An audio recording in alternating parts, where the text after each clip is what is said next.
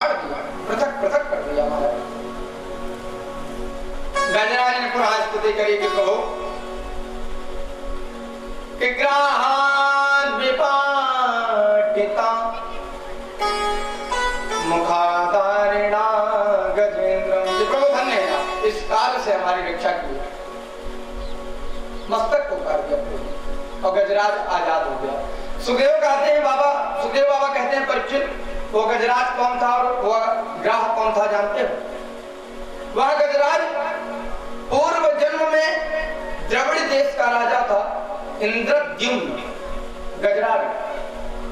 लेकिन जवानी में ही जब आपके ऊपर कोई भार हो, जैसे माता पिता समर्थ हो, तो पुत्र का धर्म होता है कि जब तक माता पिता परिवार को एक लाइन डोर न पकड़ा दे तब तक घर छोड़ करके संन्यास धर्म नहीं लेना चाहिए। अब प्रजापालक राजा इंद्रद्युम्न जवानी में विवाह किया और वैराग्य जगह अपने जो है राज्य को ही छोड़ करके जाकर के मलय पर्वत पर वो करने तपस्या करने के लिए चले गए और यहाँ प्रजा भूखी मर रही है। अब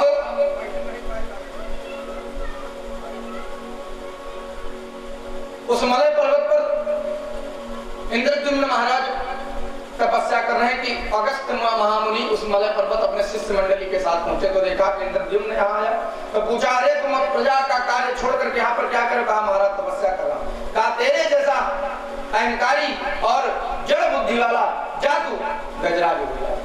तुरंत ही गजराज के रूप में प्रविष्ट हुआ। और ये कौन था? ग्राह, ये हुहु नामक गंधर्व था। इसका कार्य क्या था कि जल में प्रविष्ट होकर के जो पहुंचता था जल में स्नान करने तो उसका पैरे पकड़ता था जोर से।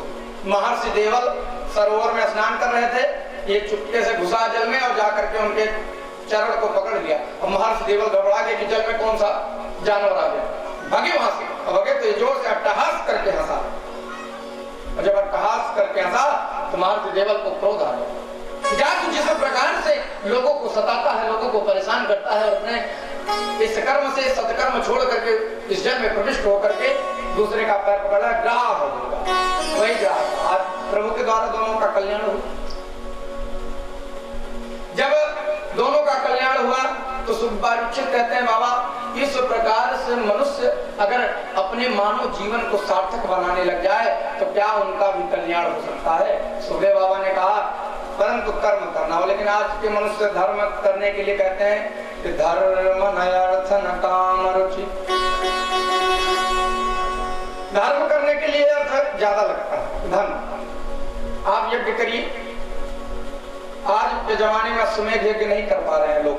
धन पिछले जमाने से ज्यादा आज कुबेरपति अजगर बन करके बैठे हैं धन पर, लेकिन एक बूटी कौड़ी किसी को दे दे।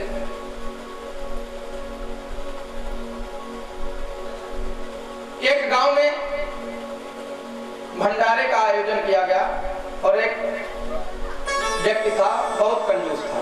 तो परिवार गांव वालों ने कहा भैया सबने दान किया, आप भी तो कुछ दान करिए। भगवान की कृपा से धन की कमी उनके पास नहीं थी। अरे बिल्कुल देंगे महाराज, क्यों नहीं देंगे, हमारे यहाँ भंडारा हो रहा है, हम कैसे नहीं देंगे। काट के महाराज आप पधारिए और दीजिएगा जरूर।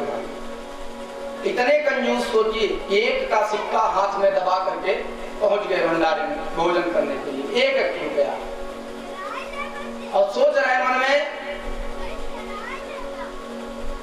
दान करूं कि ना करूं, मन में सोच रहे हैं। फिर बार बार उसको खोल करके देख रहे हैं, फिर मूंद रहे हैं, ऐसे कर रहे हैं बार बार। लोग देख रहे हैं कि आए हैं भैया धनवान व्यक्ति हैं तो कुछ ना कुछ देंगे, लेकिन बार बार उसी एक रुपए को खोल देख रहे हैं। तो कहते हैं कि इनका मन तो नहीं पसीजा, लेकिन हाथ में बंद रहने के कारण सिक्का पसीने से भीग गया। तो खोल करके देखा तो कहा कि देखो तुम भी इतना रो रहे हो, मेरे से दूर नहीं जाना चाहते हो लगता है। हाथ की हथेली के वह सिक्का पसीज गया, लेकिन उनका मन नहीं पसीजा। सोच लिया ऐसे संसार में व्यक्ति है। कहा इसका मतलब तुम नहीं जानते हो, उस सिक्के को अपने जेब में रख लिया कि दान नहीं करोगे। उनका नाम था दान चंद, क्योंकि गांव के लोग व्यंग्य बोलते हैं, जो गलत कार्य करता है तो नाम उल्टा ही लेते हैं उसका, वो दान चंद नाम। तो परिवार दानचंद ने उस सिक्के को अपने जेब में डाल लिया। घर पहुंचे, पत्नी ने कहा दान कर दिया? कहा भैया दान करने जैसे पहुंचा कि हमारा रुपया रोने लगा बड़ी जोर। जब रोने लगा तो हमको दया आ गई कि अरे तुझे मैं अपने पेटी में ही रखूंगा, दान नहीं करो, चिंता मत कर। प्रसाद खूब बढ़िया बनाया था, पेट भर गया। पत्नी ने कहा देखो बहुत कंजूसी ठीक नहीं, क्योंकि यह तन जो है वो एक माटी का पुतला है, कि यह तन है माटी का पुतला,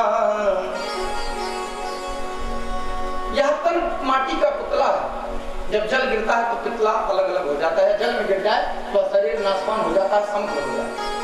कभी आपने कुछ नहीं किया, लेकिन एक कार्य हमारा करिए, उसमें आप गंगा जी का स्नान कर लिए, उसमें कौन सा धन लगता है?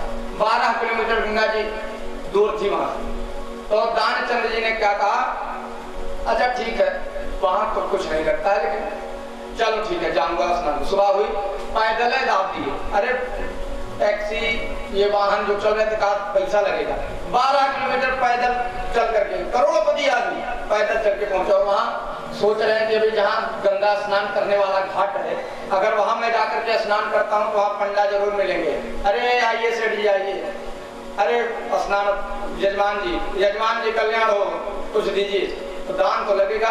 तो क्या किया कि स्नान घाट न जाकर के मुर्दा घाट पहुंच गए। कहा वहां कोई नहीं मिलेगा, न दान देना पड़ेगा, बस स्नान करके चले आए। भगवान ने कहा गजब आदमी है भाई ये, मुर्दा घाट पहुंच गया स्नान करने।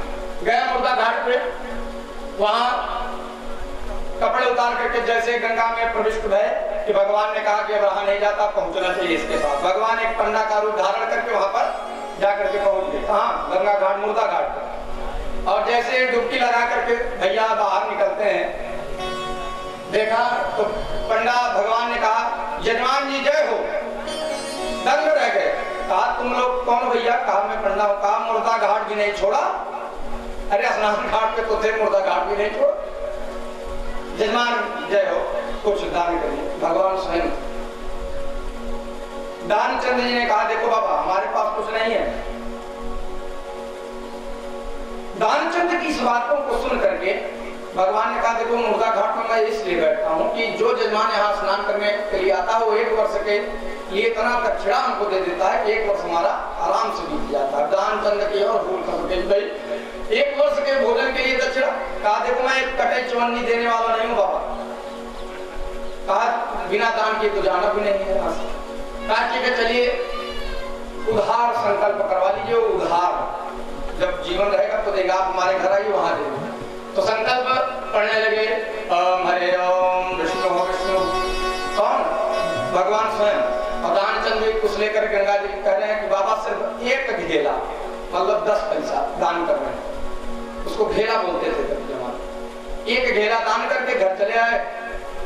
पंडा जी महाराज कभी आइएगा हमारे गांव तो 1 घेला अपना ले लीजिएगा। अब जो दानचंद जी वो सोच रहे हैं क्या ये बाबा सच में 12 किलोमीटर पहुंचेगा, हमारी तरह इतना कंजूस थोड़ी है 1 घेला लेने के लिए। 12 किलोमीटर चल करके आया, 12 किलोमीटर चल के पहुंचा, एकदम थक के चूर हो। धन कुबेर है, कुबेर की नगरी में अगर कोई भक्त है तो यही है कि कुबेर ने सारा खजाना दे दिया लेकिन 1 घेला नहीं दे पा रहे। और जैसे घर में पहुंच करके खटिया पकड़ के सोए कि वैसे भगवान पहुंच गए फिर द्वार पर, यजमान की जय हो। फिर आवाज कान में गई दानचंद के। पत्नी से कहा देखो कौन आया था? भगवान ने कहा 1 घेला लेने आया हूँ, क्योंकि अभी कहा संकल्प किया हूँ अभी देते नहीं। दानचंद जी ने कहा ये यहाँ भी आ गया। अरे ये तो मुझसे तो जिद्दी आदमी है भाई। भगवान कह रहे छोड़ूंगा नहीं तुझे, चाहे कुछ भी हो जाए। दानचंद जी ने कहा अपनी पत्नी से कि जाओ कह दो कि तबीयत खराब है, आज नहीं फिर आएंगे, कभी ले जाएंगे। पत्नी पहुंची, कहा कि बाबा अरे 1 घेला की ही तो बात है, तबीयत इनकी खराब है, बाद में आइएगा ले जाइएगा।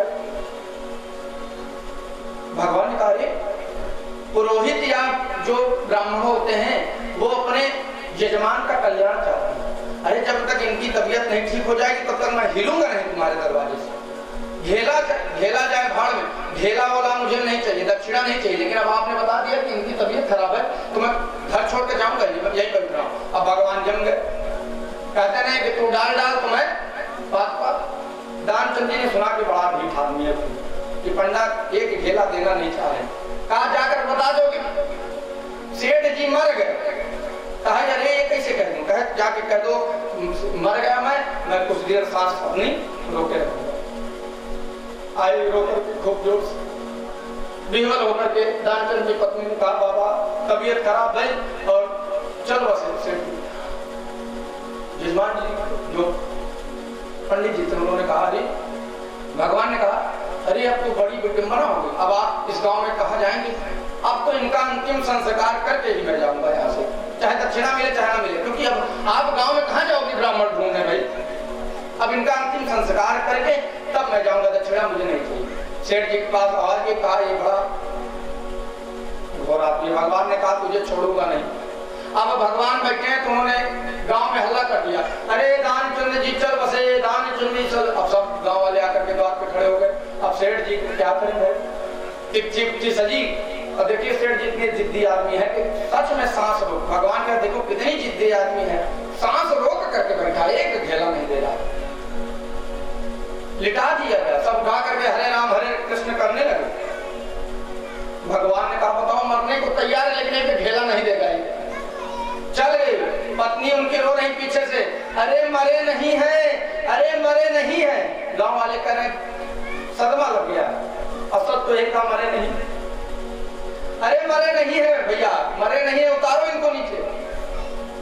लेकिन गांव वाले कह रहे दिमाग में जोर पड़ गया है इनके, और दानचंद को ले जाकर के सैया पर लिटा दिया गया। अब अग्नि जलाने की बारी है, सारे गांव वाले मिलकर जलाने वाले थे कि भगवान ने कहा मर ही जाएगा लेकिन एक घेला ये नहीं देगा। पहुंचे कान में कहा दानचंद जी अरे मैं भगवान स्वयं हूँ, आंख खोलो। जैसे ही आंख खोला तो देखा फिर वही पंडा फिर जोर से बंद कर लिया। कह रहे ये पंडा पीछा नहीं छोड़ रहा है, साथ में जाएगा क्या? तो भगवान ने कहा देख बंदे मैं स्वयं ईश्वर हूँ, तेरे से घेला लेने तेरे इस भक्ति से मैं बहुत प्रसन्न हुआ, तूने इतना छकाया मुझे, जो मांगना है मांग ले। भगवान से कहा कि बस वही एक घेला छोड़ दीजिए, बस और कुछ नहीं चाहिए हमको आपसे, एक घेला मत दीजिए। तो ऐसे संसार में लोग पड़े हैं यार, इनसे धर्म की आशा आप क्या कर सकते हैं? ये धर्म की रक्षा करें? इंद्र का अभिमान हुआ, ऐरावत हाथी में बैठे थे, बृहस्पति महाराज का जो है अपमान किया, श्रीहीन हो गए, लक्ष्मीहीन हो गए, तो समुद्र मंथन करना पड़ा। भगवान ने कहा कि दैत्यों को मिलाकर के समुद्र मंथन करो जिससे तुम्हारा कल्याण होगा, सारे रत्न पदार्थ निकलेंगे, स्वर्ग में आप विराजमान हो जाओ।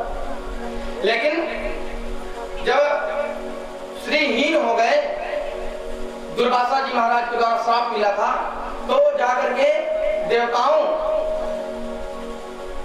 ने, भाई देवता और असुरों में बनती नहीं थी बिल्कुल। नारद जी महाराज ने कहा कि देखो भाई आप युद्ध सीधे नहीं कर सकते हैं, क्योंकि अभी इस समय संजीवनी मंत्र है शुक्राचार्य जी के पास, जिनको मारोगे तुरंत खड़ा कर देंगे।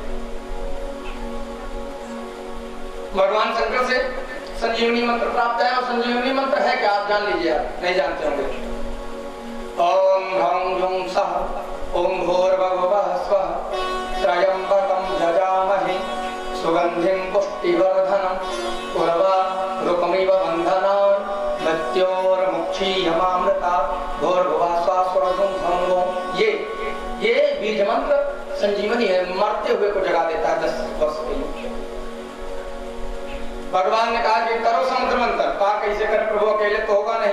तो देवर्षि नारद को बताया, देवर्षि नारद का अहिंसक बद व्यवहार को, मतलब कुछ दिन मिला लो फिर बाद में देखा जाएगा। असुरों के पास नारद जी पहुंचे। नारद जी ही महाराज ऐसे संत हैं, ऐसे महात्मा, ऐसे ऋषि हैं